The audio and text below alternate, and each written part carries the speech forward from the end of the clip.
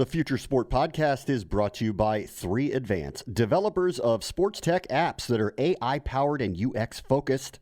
So if you're looking to create some apps for your startup or your sports biz calls for some artificial or business intelligence, you should check out 3Advance. They're incredible. Go to 3advance.com. That's the number 3advance.com. Empire.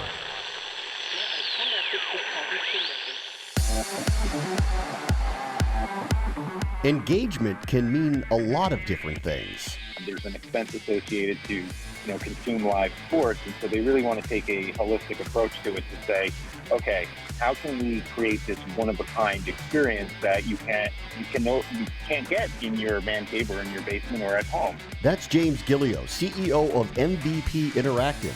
The in-stadium experience, it's changing. This is the Future Sport Podcast. I'm Bram Weinstein.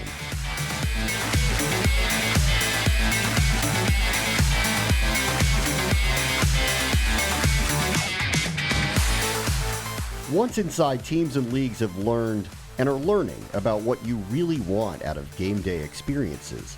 But what about just getting in? Brett Goldberg is trying to disrupt the secondary ticket market with his company TickPick. They're trying to win you over by saving you money in those pesky fees. Home or at the game, an eye on fantasy has become commonplace, and Noah Syken from IBM is helping usher in the latest innovations in gaming. But first, the future is now, with something actually happening on a field of play, or in this case, a sheet of ice. The way we watch hockey is about to change, as player tracking should bring a wealth of data options to broadcasters. Fluto Shinzawa from The Athletic joins us now. So what kind of alterations are you expecting us to see? Well, it's pretty much a blank canvas right now, Bram. It's the data is coming in, and it's going to be up to the league and to the networks, to all the partners involved in the typical NHL broadcast to kind of pick and choose what they want. It could be as simple as how fast a player is skating, how fast a shot is traveling, how many miles a player has skated during a period. It's really going to be up to all the parties involved to see what will make sense to our consumer, because the NHL, like every other league and every other sport, is dealing with the issue of the audience. How do you engage your consumer, especially the younger ones, when you have such options when it comes to entertainment, when it comes to media, when it comes to everything that your phone is giving you? There's a lot that the league has to gain in terms of being as attractive as possible on television. And the way the product has been, it's been pretty static for a long time. I think it's a good time for this data to come through. It's interesting. They had one of the really famous flops of a technological advance in broadcasting by putting a streak on the puck. And this was a long time ago, but I wonder if they are gun shy about adding elements to broadcast because of the backlash from things that happened in the past. Yes, I think that's a significant concern, especially just given that hockey, let's face it, compared to the other sports, it's a niche sport compared to the football and basketball, college football, baseball, whatever. So when you have a niche sport like that, you have an entrenched customer base. And let's look at your typical 40 or 50 or 60-year-old hockey consumer, and they see a glowing puck on TV, or they see weird graphics and videos and holograms. That's not what they want. They're pretty much satisfied with the product the way it is. It's your score, it's how much time is left, maybe the name of the player and some statistics. Otherwise, your typical entrenched hockey consumer likes the way the broadcast is. But as we know, that might not be good enough for the 10-year-old right now who might grow up and might like hockey and might grow into a consumer, but has Fortnite and has Minecraft and has basketball and everything on his or her phone that's available. So it's really, how do you strike that balance between trying to keep your current customer base engaged and satisfied while bringing in new customers? All right, so let's talk about those enhancements. this is a fast-moving sport. It's not like racing. You know where the cars are going. You don't know where the puck is going to go at any moment. So how do they intend to incorporate enhancements and not hurt the watchability of the product? Yeah, it's a real balance. Maybe it's. I've heard some talk about some second screen. Let's keep the primary television screen as Spartan as possible in terms of the score and how much time is left, and then maybe the second screen, your phone, your tablet, your computer, something that's synced to the game is where the data is presented. That's one solution. Maybe during replays, maybe during intermissions, maybe those are the pockets, at least to start, where the league and its network broadcast partners will be looking to incorporate some of this data and some of these graphics and video and whatever, that perhaps that's a safe space, if you will, to not take away from the game. And look at those intermissions, look at the replays. Oh, here's a different angle from where this goal was scored, or if you look back on this goal, this is how fast the puck was traveling, or this is the angle at which the pass arrived that was able to open up the player to take the one-timer. So I think they'll be judicious at first in terms of replays and intermissions and maybe the second screen like we talked about, because if you take a significant step at first, I think a lot of people will be a little bit put off by that. Yeah, listen, I'm with you on all of the enhancements and the attempt to bridge the gap between the new consumer and the younger audiences and what they expect when they consume content. This also does have a feel of an invitation to gambling. Is that some of this too? Yeah. Oh well, maybe there's a bridge. I think. Well, let's say your 10-year-old who's not ready to be consuming, and maybe you want to bridge up to that. I think the gambling is absolutely a part of getting to that point. So, I think the league and the teams are hoping the faster the better when it comes to approval, and in whatever form it is, whether it's in person, on your phone, at the rink, whatever it is. Yeah, absolutely. That's a way to keep the live sports consumer engaged, or the audience that is invested in the gambling side. And yes, and maybe there's some data out there that will help the gambler become more focused and more accurate in whatever kinds of bets and investments that they're making. I'll let you go with this. The eye-catching part of the headline was you described one of the innovations as a comparison to a car crash. So we'll let you go on that. What does that mean? Well, let's say, okay, we have all the weights of these players already. That's known. So you have a 220-pound player accelerating at whatever speed, and he gets checked by a 230-pound player. That's enough data in terms of mass, acceleration, to come up with something that is equivalent to what kind of data you get in a car crash. And this is repeatedly 82 games a year, and then if you go into the playoffs, that's another 2 months of wear and tear. And I think hockey fans understand that this is a physical, demanding, grueling sport, but then to put it in that kind of perspective, I think would be fascinating just for your typical consumer who is engaged with hockey but doesn't know just how physical it is to say, whoa, this player just came away from a fender bender or something like that. I think would be fascinating and would be just another way to tell the story of how brutal the sport can be. Fluto Shinzawa from The Athletic. Thank you. You got it. Up next, fantasy and reality, both eyeing modernization. This is the Future Sport Podcast.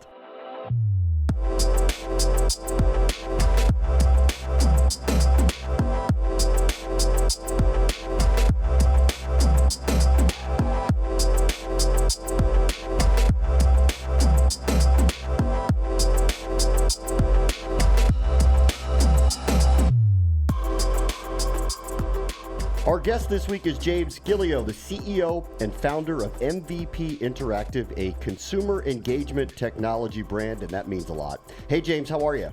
I'm doing great. Thanks for having me. What does MVP Interactive do? Well, as you mentioned, we create really immersive consumer engagement experiences for our professional sports teams, brands, and augmented reality, gesture-based gameplay, and facial recognition to create that engagement piece.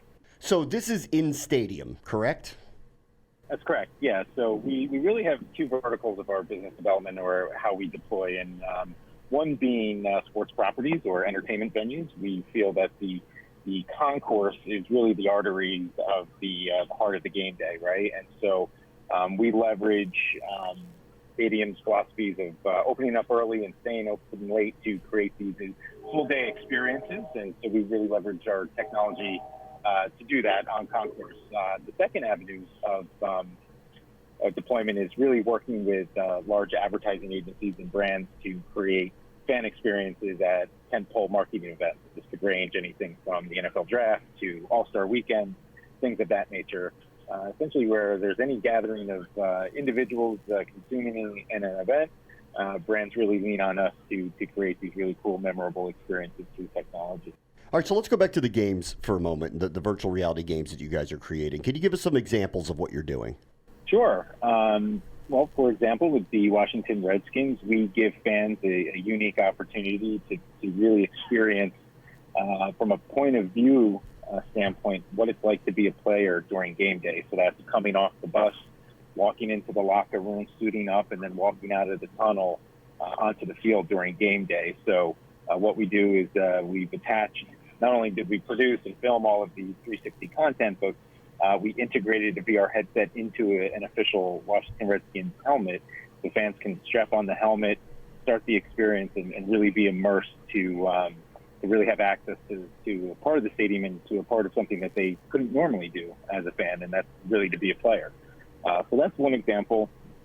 Another example is, with the Minnesota Vikings, we were able to pair two technologies together, one being virtual reality, where you're essentially a wide receiver and you get to run a route virtually inside the stadium there and then catch a touchdown pass. And the way that you're able to catch that pass is through gesture. So your body is the remote control, so to speak. So with the 3D camera, we're able to track the user's movements and the accuracy on how they catch or not catch the ball, and you can score a touchdown there. So that's a pretty cool experience that lives in the Viking voyage section of US Bank Stadium. I can't do the Stephon Diggs one, though, right? That's the one that I can't actually have the Vikings moment. No. I think that's exclusive to him. That will be, yeah. To recreate it, but that is, yeah. That's a tough one to recreate. All right, so tell me about getting fans clearly back to the stadium. All the teams are trying to lure them back in, that the game is not necessarily just enough for all of it. So can you talk about what their goals are when they work with you to try to make the experience enhanced for fans that come to games? Sure. I think the primary feature is to really, what we're starting to see is the trend in the team understanding and how challenging it is to, have a family come out. There's an expense associated to, consume live sports. And so they really want to take a holistic approach to it to say, okay, how can we create this one-of-a-kind experience that you can't get in your man cave or in your basement or at home, right? And that's something that a lot of properties are fighting with. And as we know, in December and it's negative degrees outside, it's very challenging to leave the house. And so I think, what are integrating with their brand partnerships or their sponsors to say, hey, how can we leverage these engaging pieces of technology to create one-of-a-kind experiences for the fan. And so, it's not only the tailgating experience, it's brought into the concourse experience as well as, other digital touch points. And so whether that's, Jumbotron activations or engagements that, you can only get attending the stadium, really this exclusive feel, whether that's loyalty programs and, merchandising or even down to the concessions and what that is like to purchase food at a stadium and how, teams can avoid or fans can avoid pain points on waiting in line. And so I think leaning towards the fan and really taking a personalized approach to attend a sports game. And it's not just about selling the ticket and you viewing the game any longer. It's almost creating this full day experience, open early, stay open late, and really justify an ROI on that experience on attending a game. You had mentioned two stadiums that are really from different eras. FedEx Field in Washington, which will be replaced in the next decade or so, but was built in the early 1990s, and it is a standard concrete slab that you have to enhance. And then you mentioned Minnesota's, which is basically brand new and much more technologically forward. As you look at stadiums that are being built now, are you talking to them about the things they need to have in terms of infrastructure to have the abilities that you're talking about? I think that's a great point that you had brought up, because, one of our main talking points and what we truly believe in as a company and what properties should be doing is really creating these destination points inside the stadium. So we can leverage technology to do that. And it doesn't really matter about the brick and mortar in what the building was constructed of, right? And that's a perfect example of your reference of FedEx Field versus US Bank, right? And so I think when we speak to teams that are, maybe under construction or planning, it's, how can you really holistically think about creating these destination points, these touch points throughout the stadium, and, making sure that the infrastructure is in place. And so at the end of the day, I mean, these stadiums are really being future-proof built, and whether it's the advent of 5G or some of the IT components in how they're using advanced technologies, that's already being done. So they're taking care of a lot of the hard part, where our value add is being able to sort of really work within any shell, any structure, to integrate some of these experiences, because at the end of the day, they don't have to be massive build-outs. They can be temporary in nature. They can be moved around the facility. But yeah, that's really our main talking point, is to how you can have all different touch points and really factors each of your fans, right? And whether that's a child, whether it's a parent, male, female, so on and so forth, and kind of really leverage technology that speaks to everyone. Let's talk about 5G for a moment. You mentioned it. It will change what you do. How? I think the speed of connectivity and the way that we can communicate our engagement to each other. So, for example, we'll say the Staples Center could be running some type of interactive experience that is networked to that same experience that's happening in Madison Square Garden. The idea of having that transcontinental connectivity within nanoseconds is really compelling. I think even on the mobile side, where we talk about augmented reality experiences where, we don't have to worry about any lag in speed, and where things are immediate, download speed, things of that nature, I think is really promising and really exciting to think about what the future holds.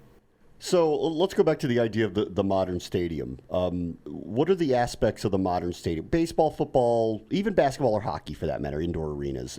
What are the aspects of the modern stadium that we're going to see in the next 2, 5, 10 years? Yeah, I think you're going to see a lot of cashless payments. I think there's going to be more integration into, some of the real loyal fans may not like to hear this, but it's a ticketless system.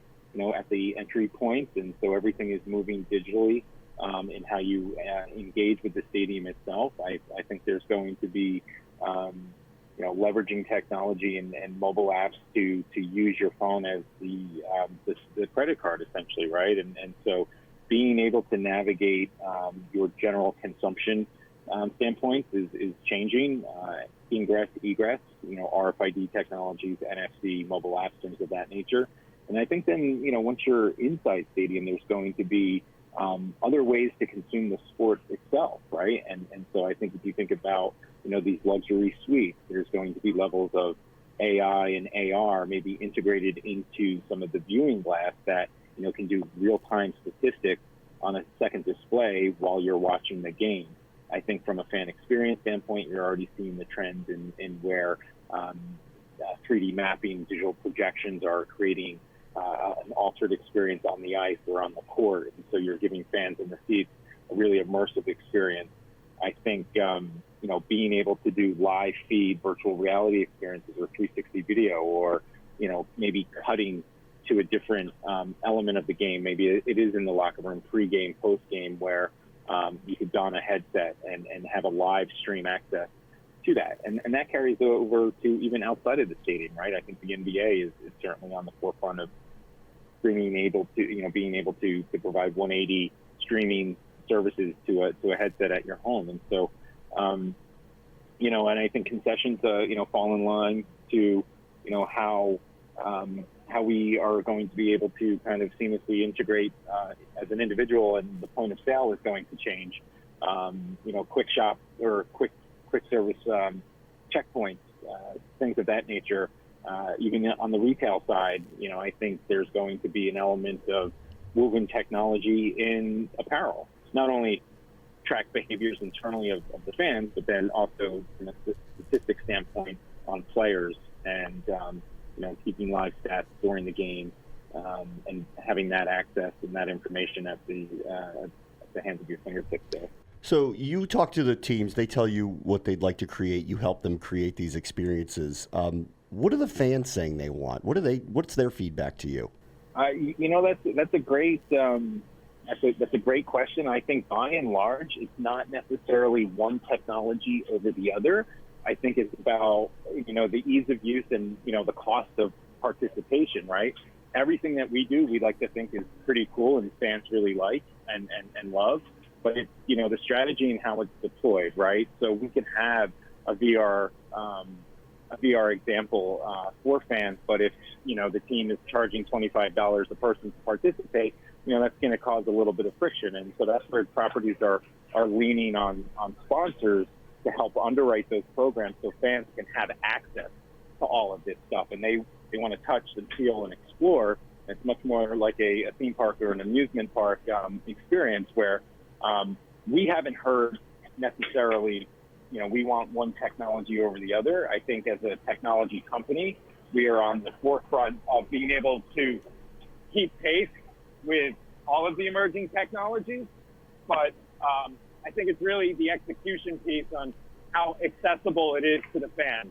I'll let you go with this because it sounds like you are in a rush to get off of this train. So I'll let you go with this. I would assume that in the end, the team still wants the focus to be what's happening on that field of play, whichever surface it may be. So how do they get that balance with we're giving the fan these experiences that they want to come, stay, it's more than just the game, and yet the focus of it still is what's happening in front of them? That's right. And I think you nailed it because I think what properties are now understanding is sometimes they really can't have control on the success or failures of the team, right? Things happen and that's the great nature of sports, and it's the best live platform on earth. And so I think when they think about those variables to say, okay, let's create the experience. We're going to give the fans an amazing, memorable experience throughout the whole game time. But during the time that there's butts in seats, so to speak, we're going to make sure that every break time there's integrated with music, maybe projection mapping. Live entertainment pieces. I think the Golden Knights are probably one of the best of class teams that do that, where there's really no downtime. So if it's an intermission, if it's a penalty, if it's a scoring play, there's going to be equal, if not more, enthusiasm throughout the entire experience. James Giglio is the CEO and founder of MVP Interactive and is literally on the fast track to the future. Thank you for joining us, James. Well done. Thank you so much for having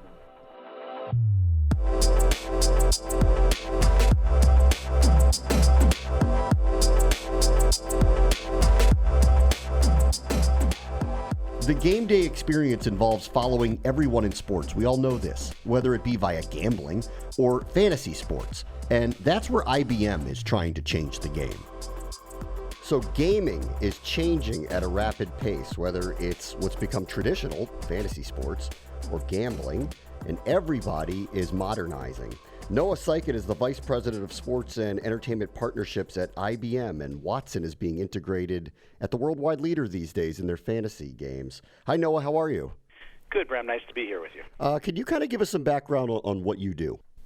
Sure. So our team leads our sports technology integrations with great sporting events around the world, like Wimbledon, the U.S. Open, or in this case, fantasy football with ESPN. So what is the partnership like? How does it work? Yeah, so we have a very collaborative partnership, and we think about how can we apply new technologies in the world of sports every single day, and ESPN's a great partner. And so fantasy sports is a huge activity that millions of people are playing, every single week, 52 weeks a year. And so we thought about how we can enrich that experience for users, how we can give them more insight, better access to information, and really put better tools and capabilities in their hands to, as you just said, ensure that ESPN continues to be the worldwide leader in sports. All right, so help us out here a little bit. I've been playing fantasy sports for a quarter century, whether it's a season-long league with my friends or daily fantasy now and all the different games and options that are out there. What does the modern fantasy user want? Yeah, well, I think they want access to information. And so, every single day, Watson goes out and reads tons and tons of information about all the players, all the injuries, all the scouting reports from the camps every single week. More information than any person could reasonably consume every single night. And so that's the information that fantasy players want. They want to understand how that player is performing, in camp. Did they practice? Is Sam Darnold coming back from his, month-long layover?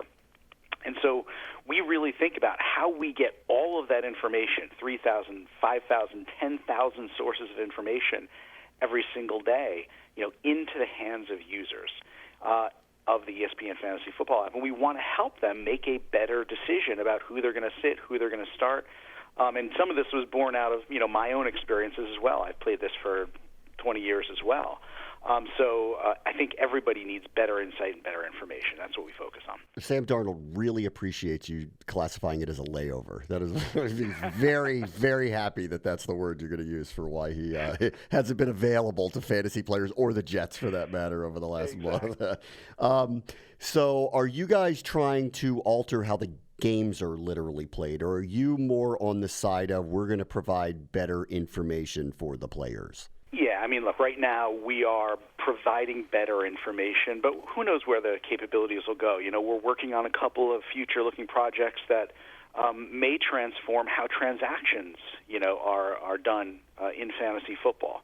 But for now, it's really about arming people with better information and helping them decide, look, I've had those experiences where I've had two running backs, right, and I have to decide who I'm going to start this week, and they're both projected to score 20 points.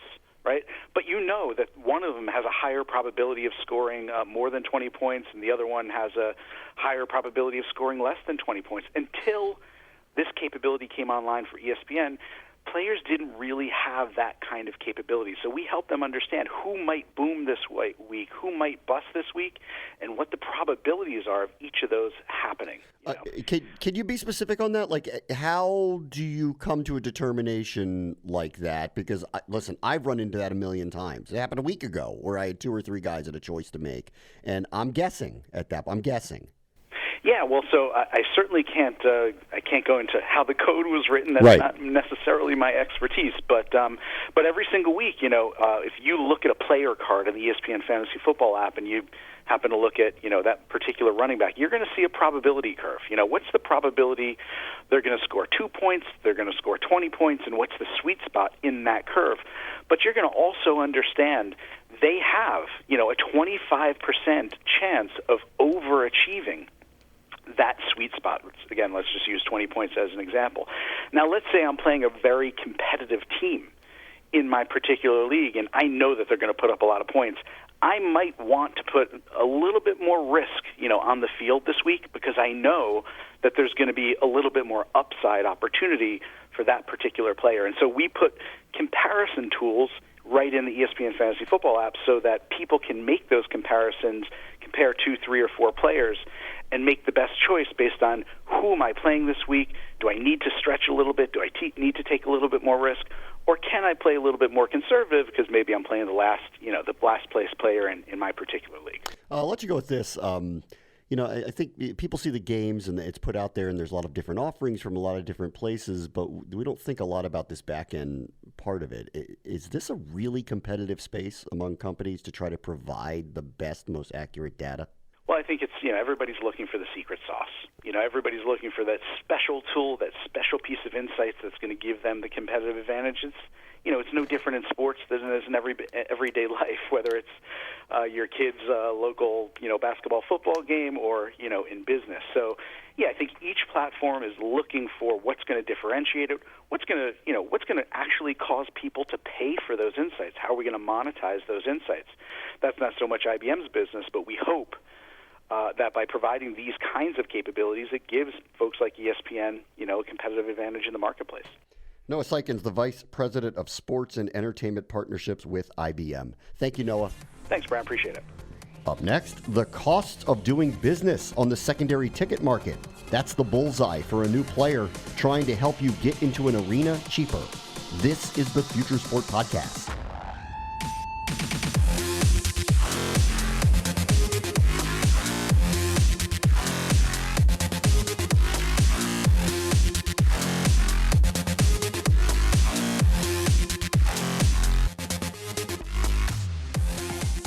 So let's take a minute here to thank our friends at 3Advance. These guys are ranked one of the nation's top app developers, but that's not all. They've helped grow a bunch of sports tech startups like Team Builder, T-Box Tour, and in-game fantasy, but they're also experts in user experience, cloud APIs, and artificial intelligence. So if you're looking for a dev partner to bring your future sport tech to life, look these guys up. Go to 3advance.com. They're the team to make it happen, and advance you will. That's the number 3advance.com, and tell them Future Sport sent you.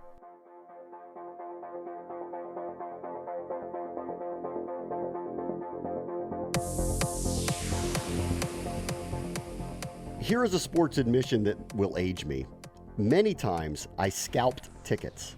So for those of you under 30, you might not even know what I'm talking about, as the secondary ticket marketplace eliminated that once, yes, illegal and uncomfortable negotiation to get into a game last minute. But now we're looking at the Ticket Marketplace 2.0. And Brett Goldberg is the CEO and co-founder of TickPick, which is a challenger to mainstays SeatGeek and StubHub, and is doing it without those pesky fees. Hey, Brett, how are you? Doing great. Thanks for that incredible intro.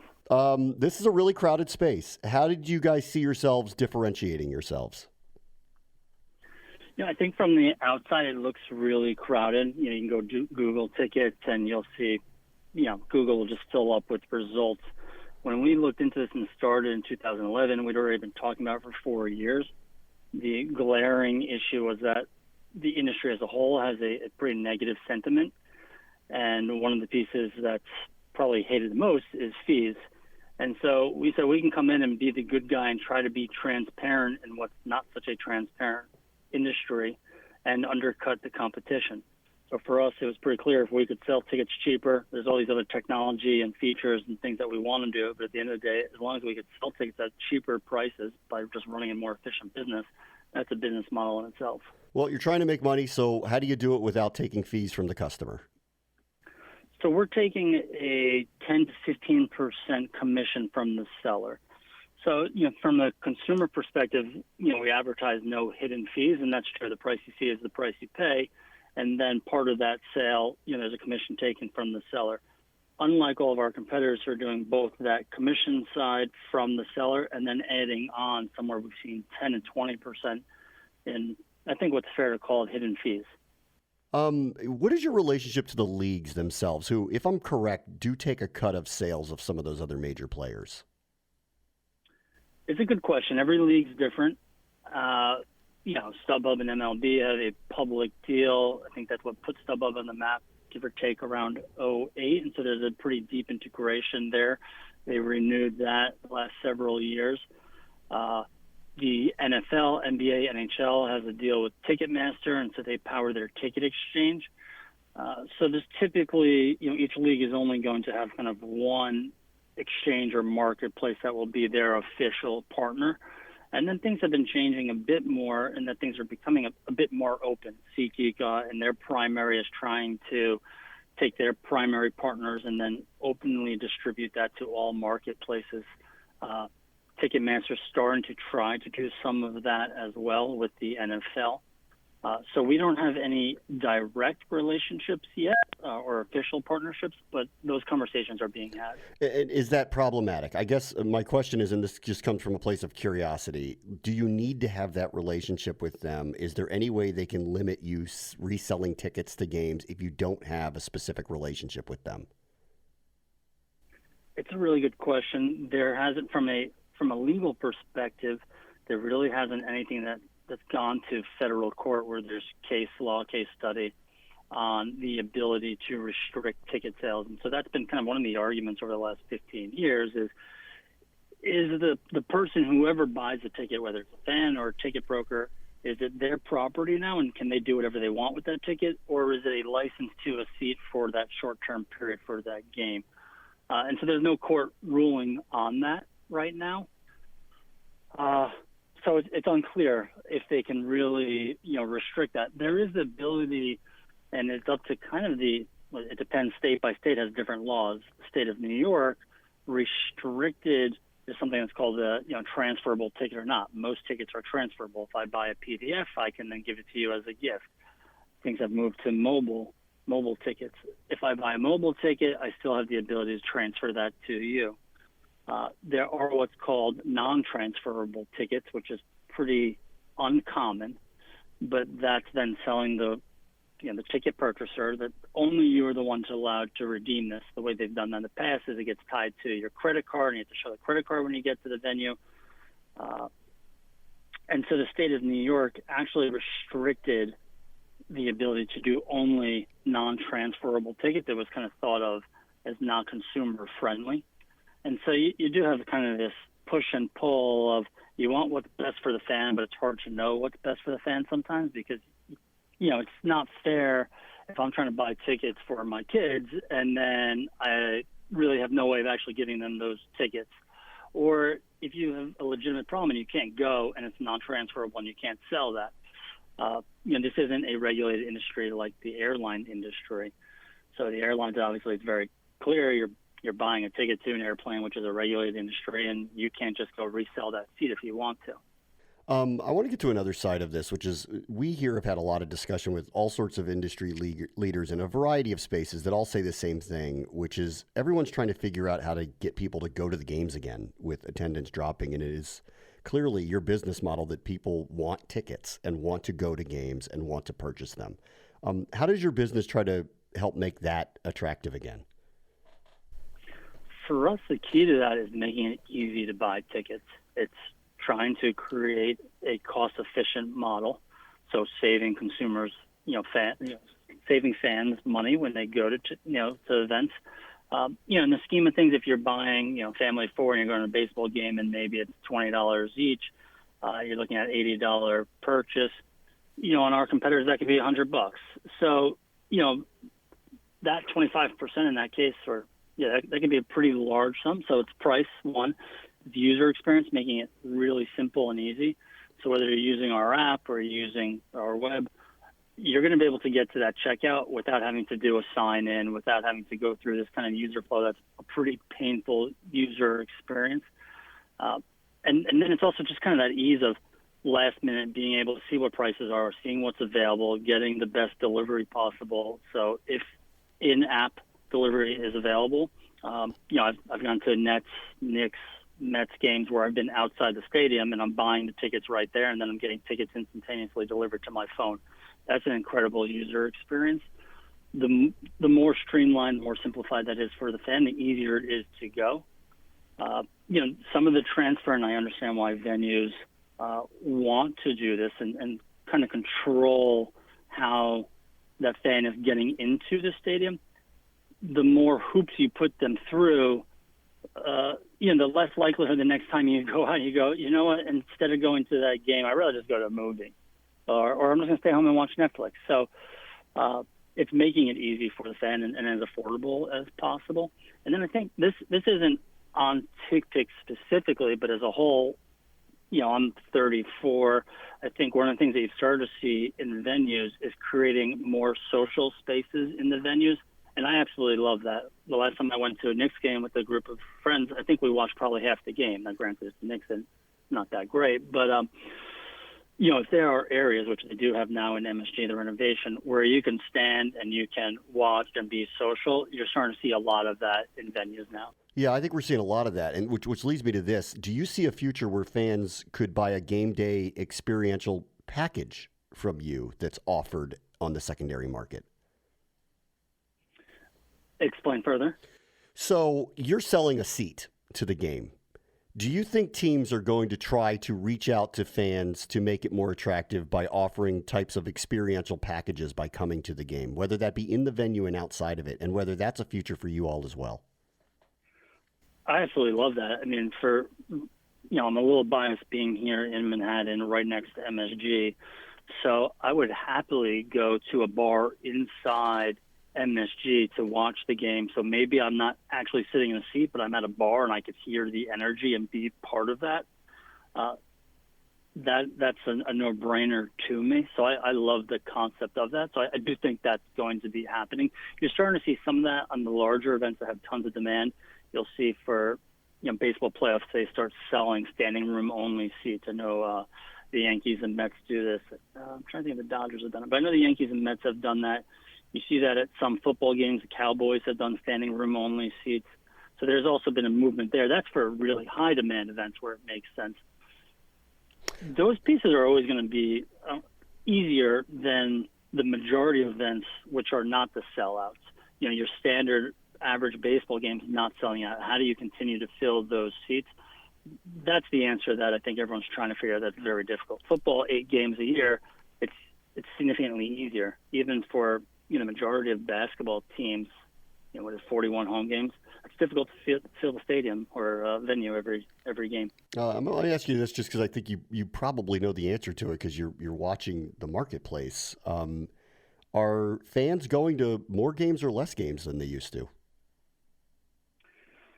And there's lots of news around MLB over the years. I think the way they've had to report on attendance has changed. And so I don't want to say it's being manipulated, but I think it could be misconstrued at times. And it's a bit, I don't focus my attention on that per se, but I know the way they've reported on ticket attendance has changed. And so that has had an impact on what they report on. But I do think it's fair to say that MLB attendance as a whole has decreased. And you're starting to see that spread to a few other categories. From a marketplace perspective, it's hard because I'm in this kind of startup growing bubble where we grow or have grown by 50, 60, 80% over the years. So our world continues to grow. Some of the leagues as a whole decline. Some of that is also concentrated in specific teams. So you have maybe 5 really bad performing teams, which drags down the whole MLB as a whole. So I think you just got to be careful in some of the headlines there. Brett Goldberg is the CEO and co-founder of TickPick. Thank you, Brett. Thanks for having me. That will do it for us this week. Remember, the future is now. This is the Future Sport Podcast. I'm Bram Weinstein.